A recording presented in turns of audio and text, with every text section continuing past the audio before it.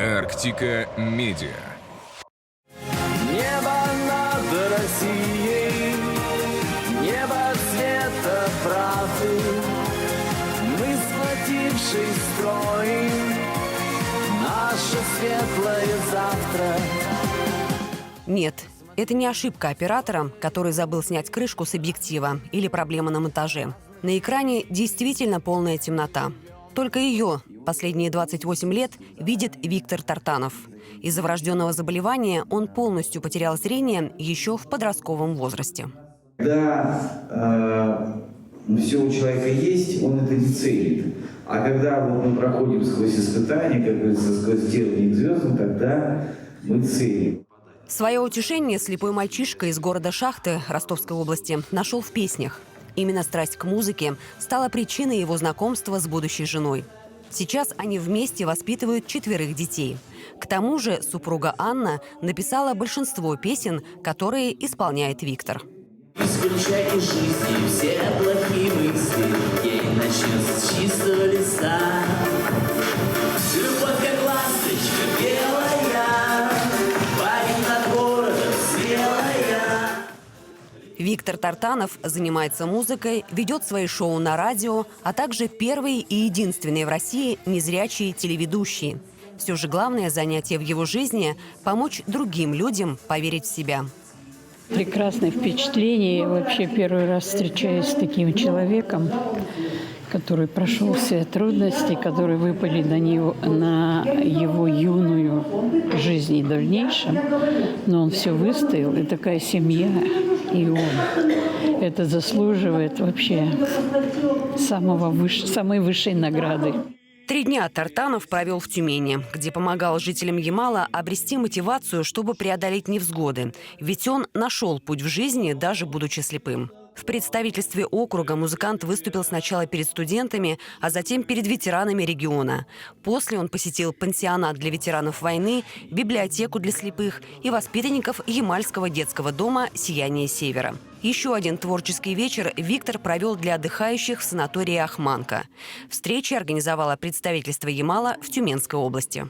Расскажите, пожалуйста, как вы решили, что музыка станет делом вашей жизни? Когда я в юношеском возрасте понял, что я неизбежно ослепну, об этом мне как-то так и бабушка моя по папиной линии говорила, не дай бог, но все к этому шло. И вот я, когда медленно ослеп, когда я закончил школу, все мои друзья, кто-то пошел в институт, кто-то пошел в армию, кто-то женился, у всех своя жизнь, и я остался наедине со своей проблемой. И чтобы не сойти с ума, я понял, что мне надо заниматься музыкой. Я в 18 лет уже поздно пошел в музыкальную школу в городе Шахты Ростовской области имени Рахманинова. В одну школу пошел, которая была рядом. Мне учитель сказал: нет, ты слепой, никогда не научишься играть на гитаре. А другой учитель, значит, Валентин Арсеньевич Мануилов, он взял меня, значит, на гитаре обучать, и еще аккордеон я тоже изучал. Вот. И в итоге я закончил школу с красным дипломом. Говорят, что талантливый человек талантлив во всем. Скажите, у вас есть еще какие-то другие ваши творческие увлечения, может быть, чем-то вы любите заниматься? Как-то так получилось, когда приехал в Москву, один я прилетел в Москву, когда я узнал, что у меня родится 4-й ребенок в семье, то я понял, что в Ростовской области я не выживу. Я сел в самолет один и улетел в Москву. И я потом был на программе Дарьи Донцовой «Я очень хочу жить» на телеканале «Спас». И вот она брала у меня интервью, а я потом взял у нее интервью. И с тех пор пошло у меня, я у всех стал брать интервью. Вот это мое такое увлечение. А потом я сейчас работаю на радио Всероссийского общества слепых, веду программу «Звездная гостиная», в которой я приглашаю звезд, вот, и беру у них интервью. И также программа есть, называется «Я вижу ослепительный мир», в которой я рассказываю о незрячих людях со всех уголков нашей страны, которые вот тоже реабилитируются посредством музыки. 4 детей, скучать не приходится. Скажите, кто-то из ребят уже заинтересовался музыкой, берет с вас пример? Ну, они так, когда мы жили в городе Шахты, была как раз пандемия, и у меня была возможность пообщаться побольше с детьми, потому что я был все время в поездках. И вот моя жена, когда сочиняла песни для меня, они, естественно, эти песни слушали, как сочиняла мама, потом как разучил папа. Они со мной пели эти песни. Потом там вот я записал первый диск. Он у нас там бабушки, дедушки все слушали этот диск, и они тоже подпевали. Вот. Сейчас не могу сказать, что прямо они так уж поют, но периодически поют. Программа реабилитации «Жизнь прекрасна». Расскажите поподробнее об этом проекте. Это моя вообще такая убеждение, точнее, это мое убеждение, что жизнь прекрасна, утверждение, которому я постоянно следую. Просыпаясь утром, я говорю обычно студентам, старшеклассникам, школьникам, детям о том, что все начинается с того, как мы начинаем день, с нашего утра. Нужно выбрасывать весь негатив, все, что было вчера, это уже нет этого, это иллюзия. А жизнь прекрасна, она здесь и сейчас. Вот мы сейчас общаемся, здесь и сейчас, вот оно есть. Завтра будет или не будет, мы точно сказать не можем, надеемся на лучшее. А то, что было вчера, это прошлое. Его никогда не вернешь, оно только существует в нашем воображении. И поэтому всех призываю с утра настраивать себя на такой лад, чтобы сказать себе: я сильнее обстоятельств, во-первых. Обстоятельства должны складываться так, как я хочу по возможности. И для этого нужно не просто сказать, а нужно что-то делать. Выбрать какую-то цель нужно, и к этой цели двигаться маленькими шагами, потому что все сразу не бывает. Те люди, которые живут, казалось бы, здоровые, у них здоровое тело, но у них не всегда здоровый дух. Они плывут по течению, не задумываясь о том, что они делают, как проходит их жизнь.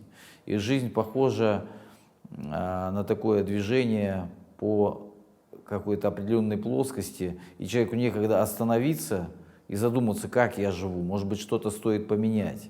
И отсюда возникают плохие преподаватели, отсюда плохие полицейские, отсюда плохие депутаты. Вы выступили в представительстве ИНА в Тюменской области, недавно вы были на Ямале. Расскажите ваши впечатления о Северном крае, о нашем далеком Ямале.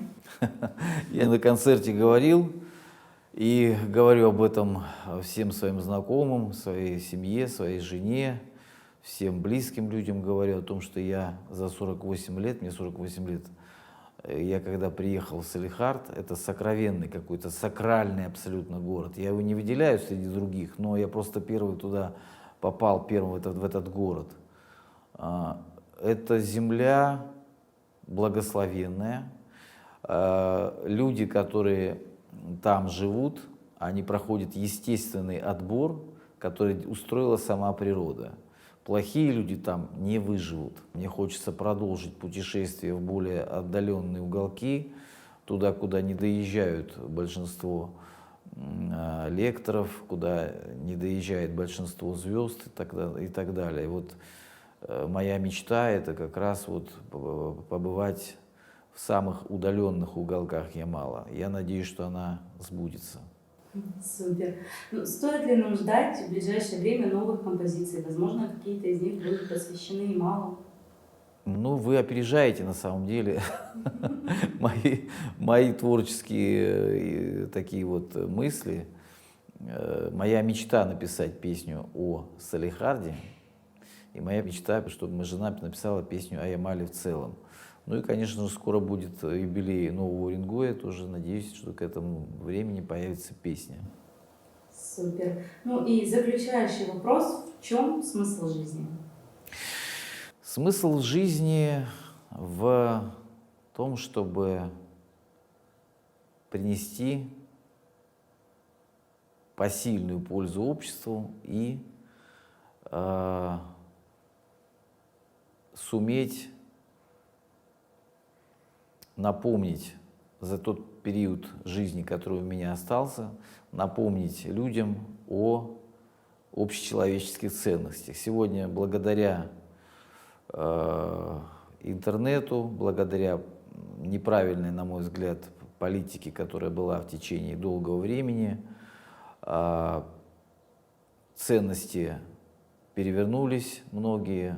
Любовь, дружба — это самое главное в жизни человека, а также самое главное – это то, что мы должны всегда помнить, что добро всегда победит зло, зло будет повержено, наша страна непобедима и уникальна, и красота и любовь обязательно спасут этот мир. Спасибо большое, Виктор Николаевич. Спасибо вам.